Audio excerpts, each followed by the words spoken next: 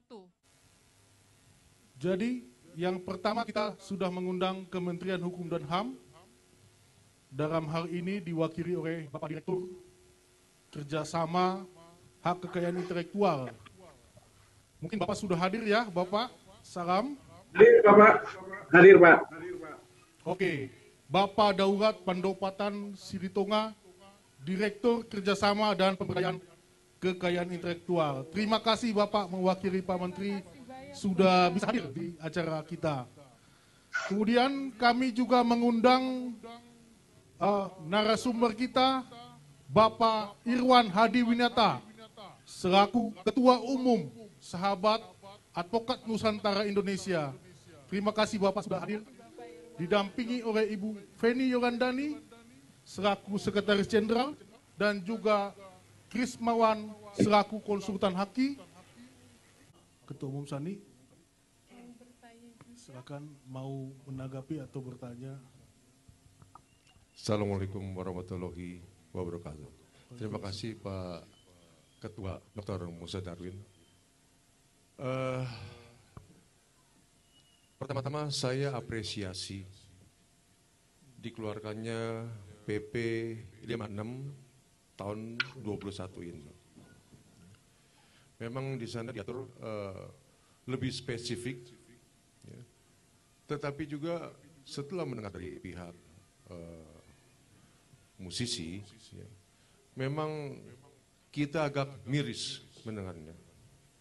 Karena selama ini yang diperhatikan adalah musisi-musisi yang terkenal, ya, musik, lalu produser-produser, tetapi bagi artisnya sendiri, penyanyi, ya, penari, itu termasuk di sana semua. Karena itu mengandung cipta. Cipta itu bukan hanya sekedar hak dan kewajiban, tetapi cipta itu juga termasuk seni budaya yang harus kita lindungi, dan pemerintah harus memberi fokus yang sangat intens terhadap mereka itu. Lalu juga mengenai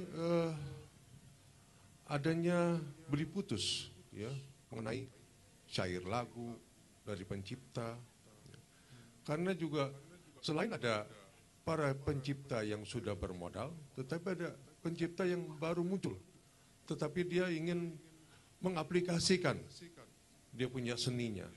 Nah, mereka ini perlu diatur. Kasihan hak mereka ini. Begitu beli putus, hilang. Ternyata dia punya lagu lirik menjadi top. Mungkin nanti pihak dari seniman bisa mencontohkan siapa-siapa aja yang, ya, banyak sekali itu. Saya lihat itu. Nah, ini perlu pemikiran dari pemerintah, ya. Mungkin nanti dari diskusi kita akan kita ketemukan apa yang harus kita buat. Sementara gitu, Pak. Baik, bisa langsung ditanggapi Pak Direktur. Terima kasih, Pak. Yang Bapak penanya tadi sampaikan itu sesuatu yang memang terjadi, Pak. Kalau kita lihat penyanyi-penyanyi di Amerika begitu, yang sudah punya aturan yang begitu baik, dampak yang positif adalah terlindungnya pencipta-pencipta sampai kepada turunannya. Memang kita tahu bersama bahwa misalnya pencipta lagu itu dilindungi seumur hidup dan setelah meninggal 70 tahun. Tetapi ada sisi lain yang tadi disampaikan oleh Bapak yang mungkin kita sedikit terlewat begitu. Beli putus itu mungkin tahun-tahun sebelumnya itu paling sering itu beli putus itu. Yang penting dapat uangnya dulu. Soal nanti meledaknya nanti itu udah resiko bagi dia. Kalau tiba-tiba meledak ya dia nggak dapat apa-apa. Itu kalau nggak salah beli putus seperti itu ya. Nah, ini harus diatur, Pak. Ini masukan masukan baru. Tetapi intinya adalah bahwa kita harus mengatur tahap demi tahap, Pak. Bagaimana mungkin nanti semua yang terkait dengan seni atau ciptaan-ciptaan yang terkait dengan seni semua bisa terlindungi, Pak. Kita mulai dengan royalti dulu, Pak. Dan kemudian bagaimana melindungi pencipta-pencipta lagu yang penting dia dapat duit dulu. Nanti kalau meledak dan sebagainya itu resiko dia. Itu harus diatur lebih lanjut, Pak. dalam perlindungan-perlindungan yang semakin kita ciptakan banyak perlindungan agar apa yang kita harapkan bahwa pencipta di Indonesia itu terlindungi dan mendapat nilai ekonomis yang sangat baik. Terima kasih Pak atas sarannya Pak.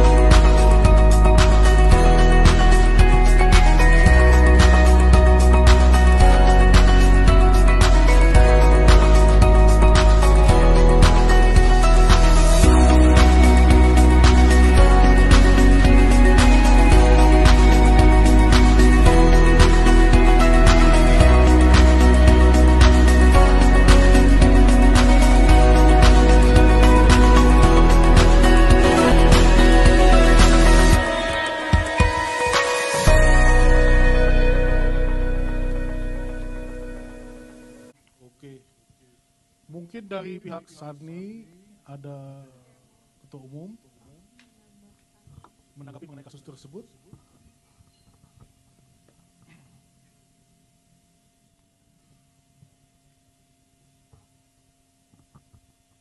Baik, terima kasih atas kesempatan. Ini saya kira ini kasus terjadi di luar ya, bukan di Indonesia.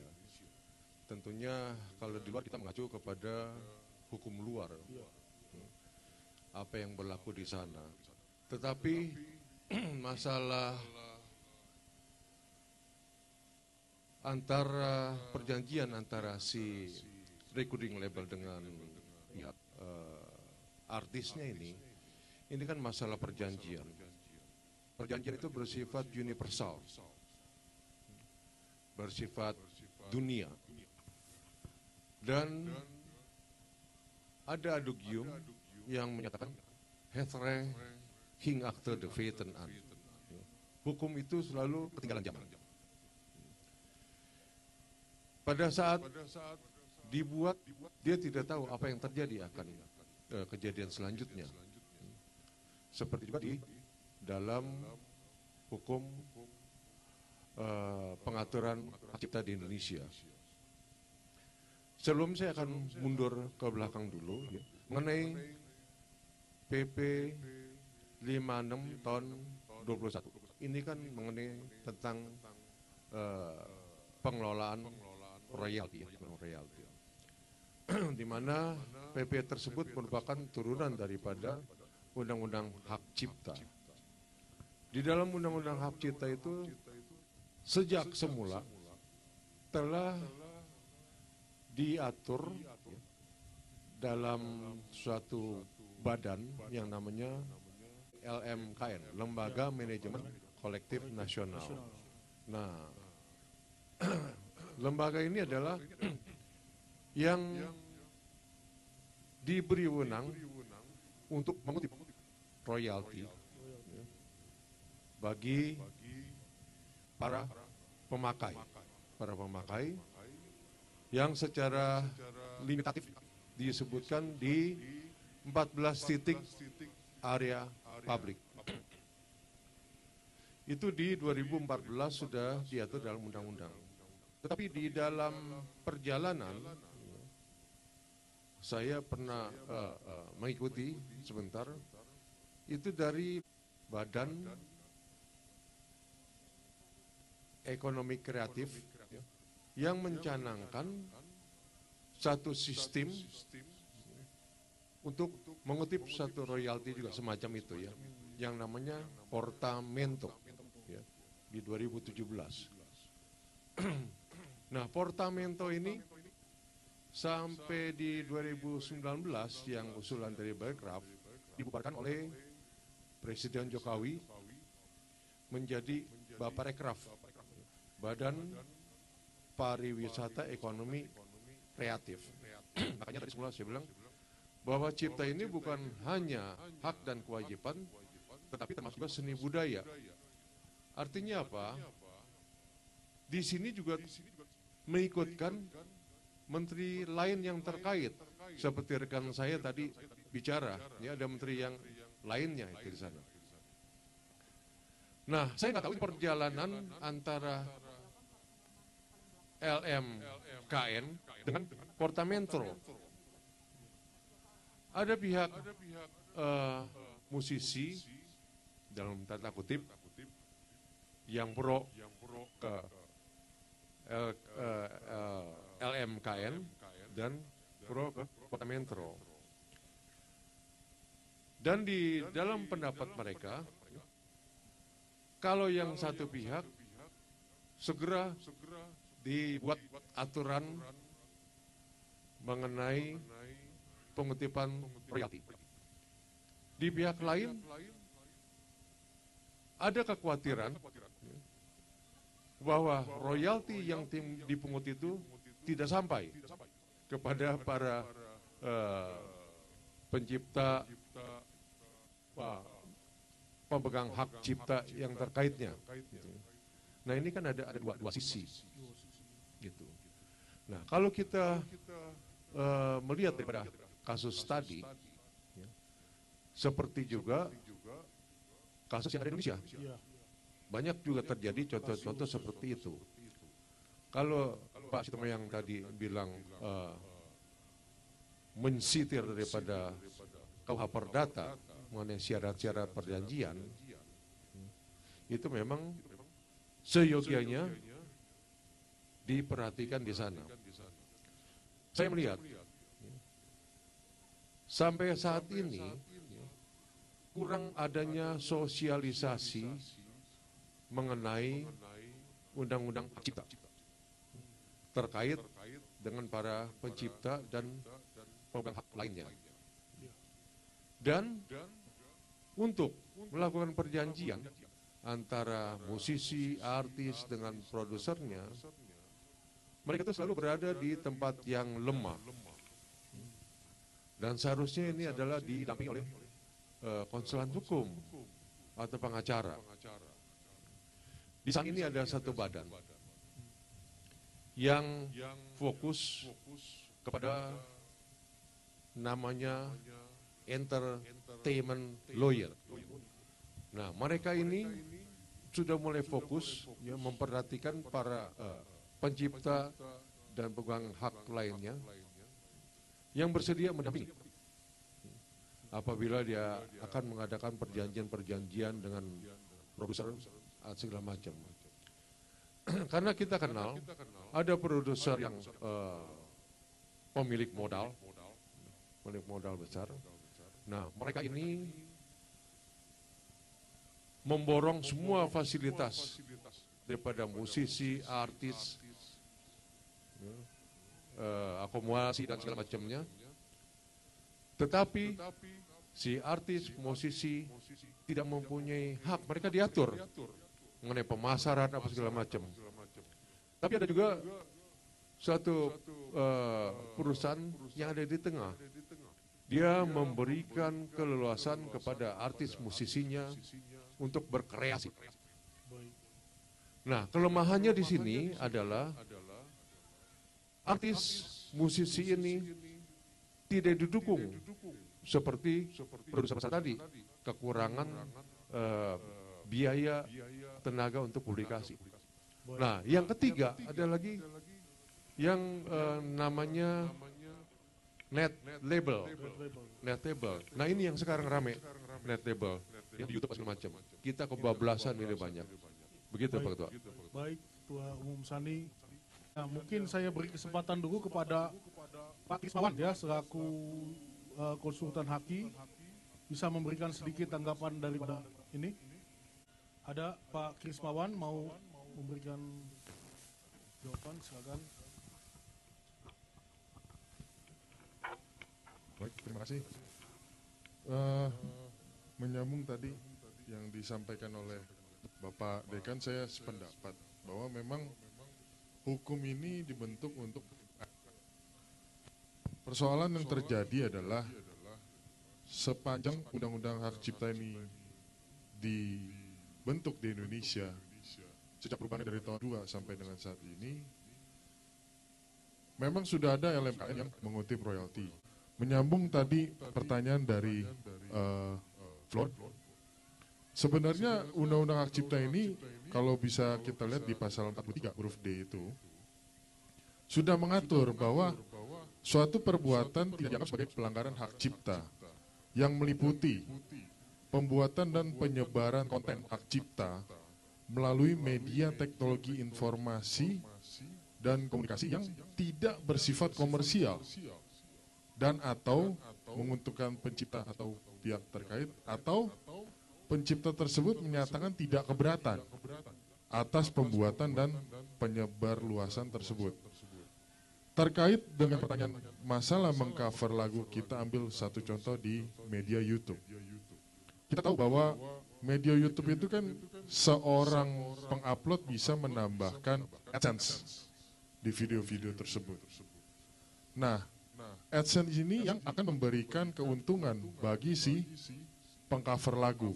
Selain banyaknya viewer yang dia akan peroleh, dia juga akan mendapat semacam uang dari YouTube AdSense tersebut.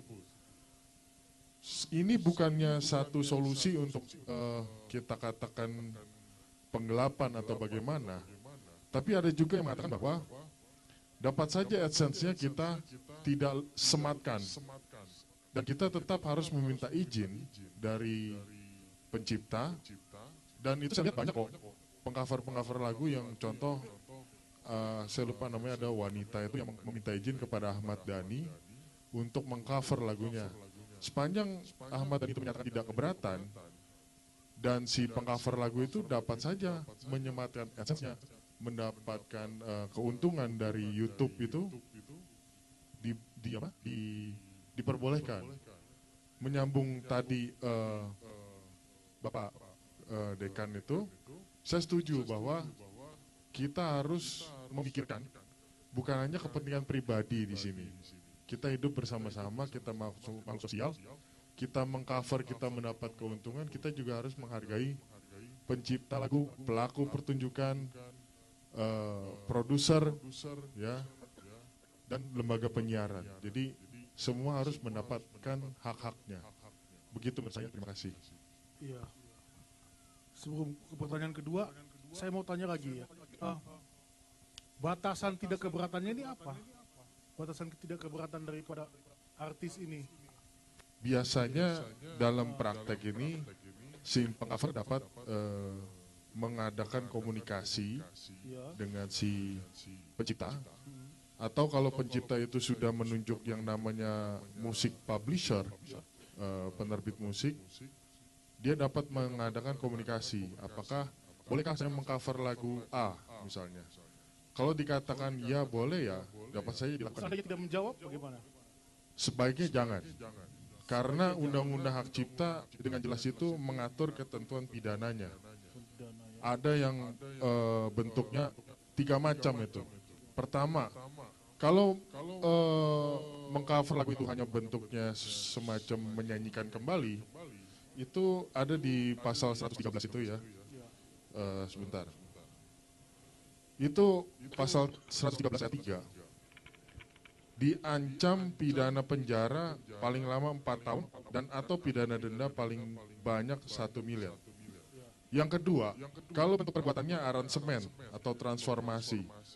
Kita tahu di YouTube itu ada konten kreator yang suka merubah misalnya satu contoh musik pop menjadi musik dangdut. Ya, itu juga ada ketentuan pidananya itu. Pidana penjara paling lama 3 tahun dan atau pidana denda paling banyak 500 juta rupiah. Lebih lanjut lagi, kalau perbuatan-perbuatan tersebut memenuhi unsur pembajakan, nah ini pidana penjaranya paling tinggi. Diancam paling lama sampai dengan 10 tahun. 10 tahun Ya, atau pidana denda paling banyak 4 miliar rupiah. Jadi undang-undang kita jelas mengatur dan kita harus menghormati hak-hak orang lain. Terima kasih. Baik, terima kasih. Oke, kalau gitu. Mungkin aku mau sekalian tanya kali ya, Pak Musa ya, boleh? Boleh, kohos Selaku bertanya. senior. Iya. mau menambahkan sekaligus nanya aja. Kalau misalnya nih, kan tadi kata Bapak Krismawan itu kalau banyak sekali yang lagu-lagu yang di YouTube, di TikTok, semuanya itu pada di remix. Jadi berbeda dari asli dari pop jadi dangdut dan sebagainya. Nah kalau itu sendiri kan itu suka dipakai. Saya pernah lihat kalau misalnya si lagunya tuh dipakai sama banyak banget orang satu Indonesia sampai ke luar negeri. Nah, sedangkan si penyanyinya itu sama sekali saya pernah baca salah satu penyanyinya tuh sebetulnya dia nggak setuju tapi udah terlanjur. Nah, itu bagaimana tuh? Apakah misalnya kita sebagai penyanyi kan kita juga bingung juga ya kalau misalnya mau wah saya nggak setuju tuh karena si content creatornya sendiri kan kita nggak tahu siapa. Nah, itu bagaimana?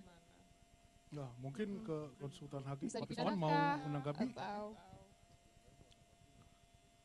sebelum ke, oke, Pak Krismawan dulu. Oke. Eh, balik lagi ya, kita bicara hukum di Indonesia. Undang-Undang Hak Cipta 28 2014 itu pasal 9 ayat 1 secara jelas telah mengatur 9 hak ekonomi dari pencipta atau pemegang hak cipta. Terkait dengan aransemen atau transformasi dari suatu ciptaan, itu sebenarnya merupakan hak dari si pencipta. Dia yang merestui istilahnya boleh atau tidak suatu ciptaan ini dilakukan aransemen atau transformasi. Maupun dilakukan yang namanya pengalih wujudan, misalnya dari satu lagu mau dibikin semacam film, novel dan lain sebagainya. Jadi kalau ditanya menurut saya sebenarnya sepanjang, balik lagi ya, sepanjang memang si pencipta itu menyatakan tidak keberatan, ya berarti tidak ada pelanggaran hukum. Tapi kalau memangnya itu dilakukan tanpa izin, jelas tadi dikatakan oleh para pembicara yang lain, ada sanksi pidananya, ada sanksi perdatanya, bahkan juga dari pihak Dirjen Haki tadi, kalau menyangkut sama LMKN, ada sanksi administratifnya di mana seorang lembaga LMK yang tidak menyampaikan royalti kepada anggotanya itu dapat dicabut izin operasionalnya. Jadi menurut saya begitu. Terima kasih. Oke, ya. Mengenai undang-undang hak cipta ini memang kalau pidananya dinyatakan sebagai delik aduan ya. Terkadang musisi ini masih menganggap biarkan saja. Kalau belum terlalu merugikan bagi dirinya dibiarkan saja, tidak diadukan ke pihak kepolisian ya. Tapi begitu sudah ternyata si artis covernya lebih terkenal, mulai ada rasa hak ekonominya terganggu, baru dia mulai mengadukan gitu ya. Nah ini bagaimana sih sebenarnya batasan, apa ada batas pengaduannya, ada tenggang waktunya atau bagaimana ini Pak Krismawan? Biar kita semua paham hukum nih, karena hukum selalu ketinggalan, jadi iya, talk show TV ini untuk supaya hukum juga tidak ketinggalan. Kalau batas pengajuannya sebenarnya tidak ada daluasannya di Undang-Undang Hak Cipta ya. Dapat saja dilakukan. Dan balik lagi, kalau namanya kita menyangkut masalah tadi beli putus sold flat, itu juga bukan hanya diatur kepada para pencipta, tapi kepada para pelaku pertunjukan, baik itu musisi, artis, itu pun juga ada pengaturannya. Artinya kalau itu diperjanjikan untuk dijual putus sold flat, dalam waktu 25 tahun itu harus kembali kepada para pelaku pertunjukan tersebut, si musisi, penyanyi, dan para pengguna itu berkewajiban untuk memberi imbalan yang wajar. Di undang-undang dikatakan selama 50 tahun harus itu ya. Dan bagaimana pembagiannya dari produser pemegang master rekaman kepada pelaku pertunjukan, itu undang-undang menyatakan kalau tidak diperjanjikan lain, maka pembagiannya adalah setengah dari pendapatan. Jadi produser fonogram mendapat 50%, pelaku pertunjukan penyanyi musisi juga mendapat 50%. Begitu Pak. Oke, apa Pak Dirjen masih ada? Sudah close? Ada narasumber yang masuk? Belum? Oke. Mungkin saya mau tekankan mengenai ancaman dalam pelanggaran hak cipta ini cukup berat ya sebenarnya, meskipun dari aduan itu hanya jenis deliknya, tapi ancaman sangat berat. Ada yang 4 tahun, bahkan ada yang 10 tahun ya apabila melakukan pembajakan. Tadi konsultan Haki sudah menjelaskan. Mungkin dari konsultan Haki sedikit menegaskan kembali, Pak Krisman. Ini kebetulan dari medsos bertanya seperti itu, bisa sih. Iya, sebenarnya mengatur mengenai pengaturan royalti lagu dan musik ini ya, bukan hanya baru diatur di PP 56 2021, tapi sebelumnya itu sudah diatur di keputusan Menkumham tahun 2016. Nah, selama Kementerian Hukum dan HAM dan LMKN belum dapat membangun pusat data lagu dan musik dan SILEM, Sistem Informasi Lagu dan Musik sesuai PP 56 2021 yang baru ini, maka diberlakukan masih pengaturan Menkumham yang lama tahun 2016. Ada Ketua Umum Sahabat Advokat Nusantara Indonesia nih. Memang undang-undang hak cipta sudah ada, peraturan pemerintah mengenai pengelolaan royalti juga sudah ada, namun di tataran dunia seni masih banyak problematika. Bagaimana peran sani menjembatani polemik-polemik mengenai hak cipta dan utamanya mengenai royalti ini. Dipersilakan Ketua Umum untuk. Baik, terima kasih. Tadi dikatakan setiap orang dianggap tahu undang-undang. Dan either what ki ada weteken. Tetapi dalam pelaksanaannya banyak yang nggak tahu undang-undang. Nah, saya punya saran, pemerintah segera melaksanakan apa yang diperintahkan oleh PP 5621. Itu tentang pembentukan pusat data dan pembentukan SILEM. Nah, di samping itu juga kita harus memperhatikan para musisi seniman pencipta, maka perlu dibentuk satu badan perlindungan para pencipta dan pihak terkait lainnya. Di sini termasuk musisi, artis-artis, penari, dan pokoknya yang menyangkut itu. Nah, ini saya lihat belum ada. Karena apa? Pada waktu terjadinya adanya kerugian di pihak musisi atau pencipta atau penyanyi atau segala macam, kalau nilainya kecil, mereka ini pasti udah malas duluan. Jadi ada satu badan tempat mengadu, itu badan perlindungan. Dan juga ada badan penyelesaian sengketa, nggak perlu kita bawa dulu. Kejar pidana gitu ya? Iya, karena ini menyangkut seni budaya dan yang harus kita pertahankan sebagai rakyat Indonesia. Terima kasih. Merdeka. Wassalamualaikum warahmatullahi wabarakatuh. Ibu Feni, Sekjen, ada sama Pak closing statement, Pak Krismawan. Cukup? Oke, terima kasih para narasumber. Terima kasih juga untuk para audiens yang sudah meluangkan waktu untuk datang dan hadir ikut berdiskusi ya Pak saya di episode kedua TV ini. Terima kasih para seniman, para advokat yang hadir, bahkan yang hadir melalui YouTube dan Dan Zoom. Zoom ya. Pemirsa, The Indonesian President Institute, di negeri hukum Indonesia harus taat asas, taat etika, dan taat hukum. Undang-undang hak cipta, termasuk peraturan pemerintahnya, ternyata di dalam implementasinya belum sempurna. Bahkan masih berisiko seseorang bisa kena nestapa pidana. Bahwa benar hukum selalu ketinggalan. Bahwa benar pula bahwa setiap kita harus dipandang tahu hukum ketika peraturan perundang-undangan itu sudah berlaku.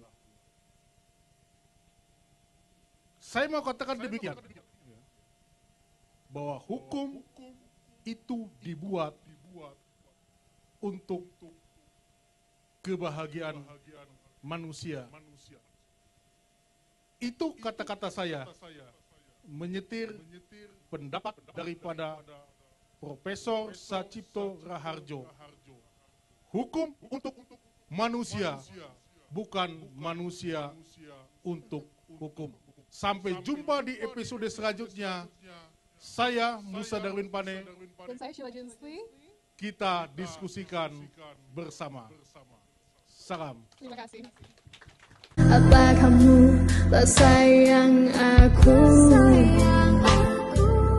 Kau hancurkan semuanya dan kecewakanku.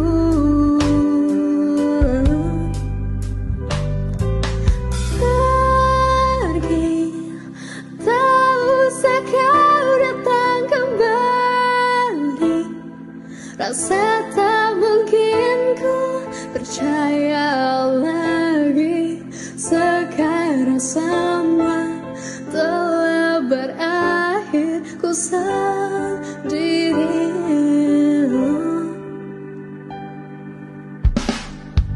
Ku tak tahu berapa kali kau ingkari janji-janjimu. Sudah kukira cintamu terasa berbeda. Kau tahu itu tak adil. Di mana hatimu? Padahal ku berikan semuanya untukmu.